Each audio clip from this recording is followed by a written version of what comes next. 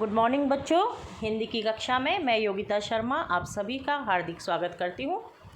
मैं उम्मीद करती हूँ कि आप सभी अपने अपने घरों में स्वस्थ और सुरक्षित होंगे। तो आइए आज हम पढ़ते हैं आरोह भाग 2 का पाठ 3 कुंवर नारायण कवि का नाम है। इनकी कविता जिसका शीर्षक है कविता के बहाने, यह कविता आज हम पढ़ेंगे। कविता से पूर्व कवि और उनके परिचय के बारे में जान लेते हैं।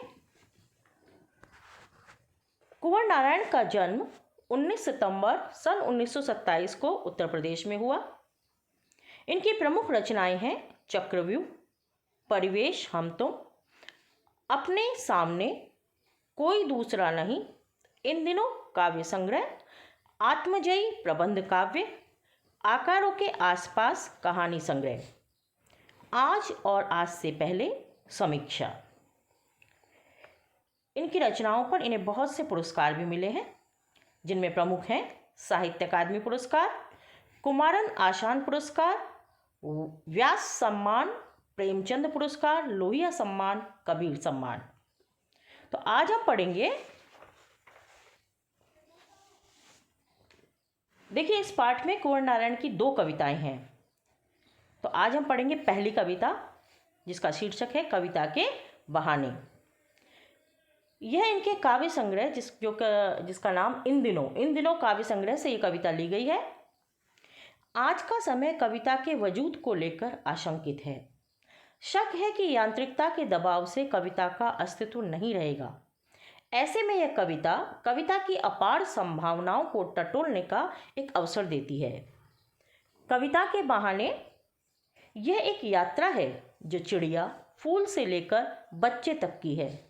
एक और प्रकृति है, दूसरी ओर भविष्य की ओर कदम बढ़ाता बच्चा। कहने की आवश्यकता नहीं कि चिड़िया की उड़ान की सीमा है। फूल के खिलने के साथ उसकी परिणति निश्चित है, लेकिन बच्चे के सपने असीम हैं। बच्चों के खेल में किसी प्रकार की सीमा का कोई स्थान नहीं होता।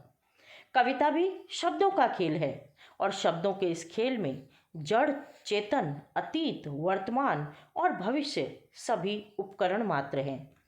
इसलिए जहाँ कहीं रचनात्मक ऊर्जा होगी, वहाँ सीमाओं के बंधन खुद ब खुद टूट जाएंगे।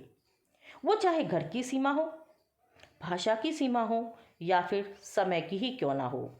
तो आइए इन्हीं भावों पर आधारित कविता हम पढ़ते हैं, कविता के बहाने। अगर हम इस कविता की जो ये काव्यांश हम पढ़ने जा रहे हैं, अगर हम इसके प्रसंग संदर्भ की बात करें तो यहाँ पर कवि जो है कविता की यात्रा के बारे में बता रहा है, जो कि उसने चिड़िया, फूल से लेकर बच्चे तक की है। कवि का मानना है कि जो रचनात्मक ऊर्जा होती है उस पर सीमा के बंधन लागू नहीं होते, यानी कि उसे बांधा नहीं जा सकता। ना उसे समय बांध सकता है, ना उसे भाषा बांध सकती है। जो ऊर्जा, रचनात्मक ऊर्जा होती है, उस पर बंधन लागू नहीं होते। पहले पढ़ते हैं कविता। पहला काव्यांश है, कविता एक उड़ान है चिड़िया के बहाने।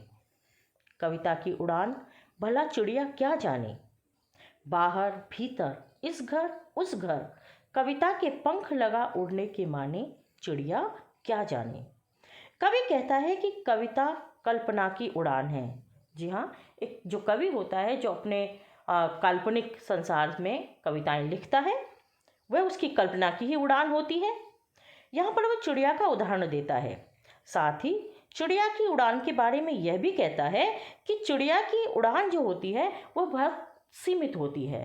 भला चिड़िया की उड़ान कविता की उड़ान जितना कैसे हो सकती है, वो उसे नहीं जान सकती, क्योंकि कविता की जो उड़ान होती है, कविता की जो कल्पना का जो दायरा होता है, वो बहुत ही असीमित होता है।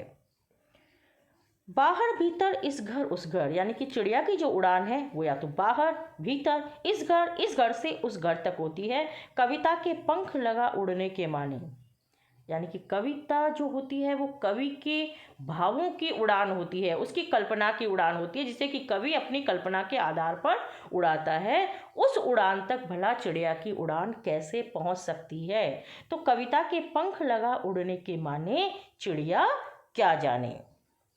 कहने का अर्थ यह है कि चिड़िया की जो उड़ान है वह सीमित है, जबकि कविता की जो उड़ान है वह असीमित है। दूसरा काव्यांश देखिए, यहाँ पर कवि ने कविता की समानता एक फूल से की है।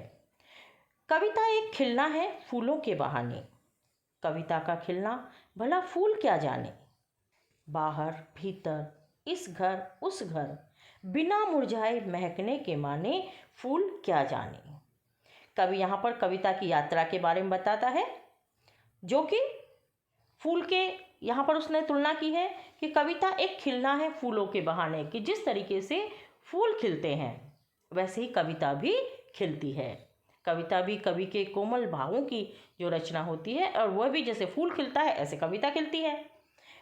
कविता का खिलना भला फूल क्या जाने, लेकिन कविता जिस तरीके से खिलती है उसके खिलने को फूल नहीं जान सकता। देखिए, एक अच्छी कविता जो होती है वह कहना चाहिए समय को भी पार कर जाती है, देश काल परिस्थिति सबको वो लांघ जाती है।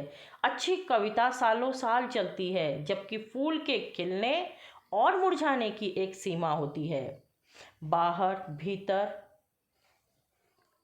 इस घर उस घर, बिना मुरझाए महकने के माने फूल क्या जाने।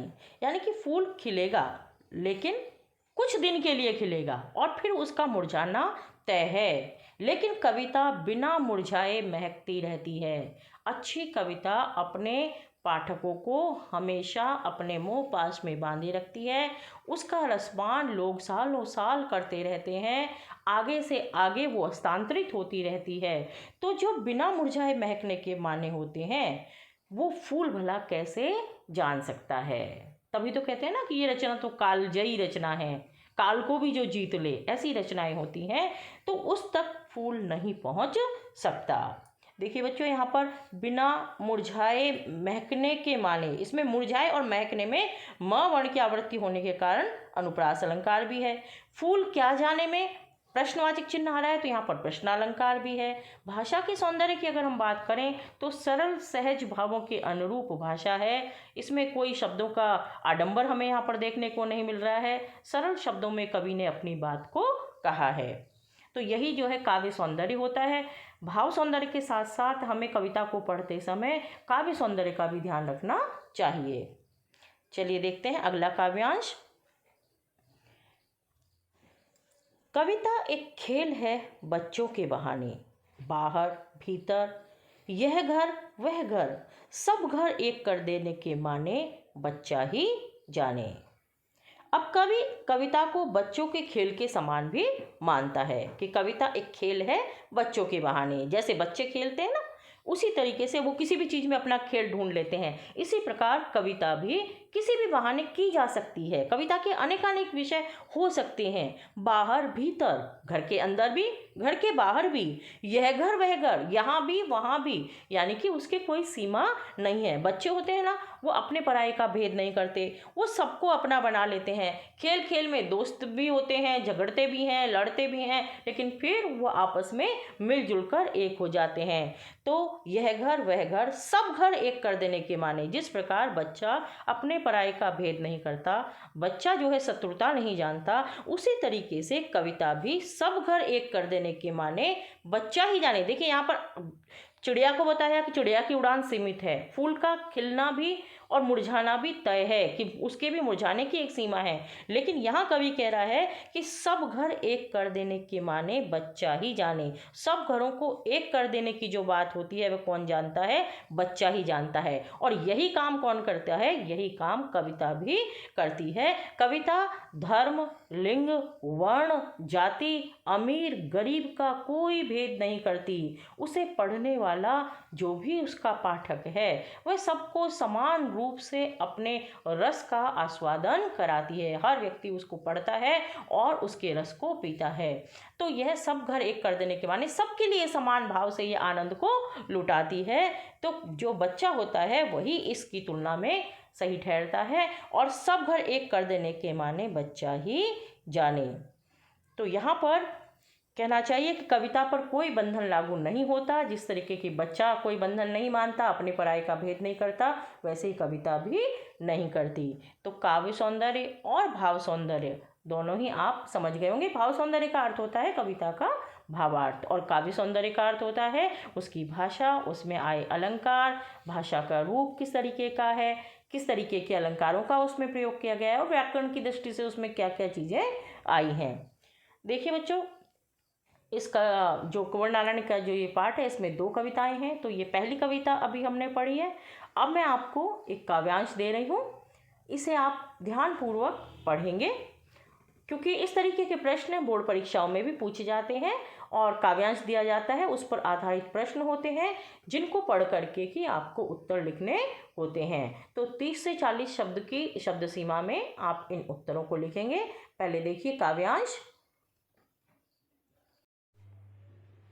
तो बच्चों, ये काव्यांश है जो कि आपकी इसी अभी पढ़ाई गई कविता से ही है। इसे आपको ध्यान से पढ़ना है और इस पर आधारित प्रश्नों का उत्तर आपको लिखना है। 30 से 40 शब्द की जो है शब्द सीमा के भीतर आप इन उत्तरों को लिख सकते हैं। ये देखिए 4 प्रश्न हैं आपके सामने। इन प्रश्नों को इस काव्यांश के आधार पर ही इन प्रश्नों के उत्तर आप लिखेंगे। मैं उम्मीद करती हूँ कि यह कविता आपको समझ आ गई होगी। धन्यवाद।